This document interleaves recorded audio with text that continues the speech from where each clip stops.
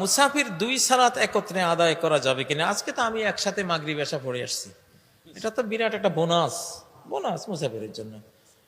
মাগরিব এশা এক জোড়া, জোহর আসর এক জোড়া, মুসাফির এটা করতে পারে। নবী সাল্লাল্লাহু আলাইহি ওয়াসাল্লাম সম্বন্ধে তাবুক যুদ্ধে তিনি গেছেন, বাস আখারা জোহর হাত্তা জামা, যদি তিনি সাফার কাবলা আন তামিলা শামস, সূর্য এখনো ঢলে যায়নি, তিনি সফর শুরু করেছেন, তখন জোহরকে বিলম্বিত করে একসাথে আসর টাইমে জোহর 2 রাকাত আসর 2 রাকাত করতেন। আর যদি তিনি জোহরের সময় হয়ে গেছে, এই সময় বের হয়েছেন, বের হয়েই তিনি আগে জোহর 2 রাকাত পরে একামত দিয়ে আবার আসর 2 রাকাত পরে সফর শুরু করতেন, কারণ মুসাফির অবস্থায় ছিলেন তো সেই জন্য।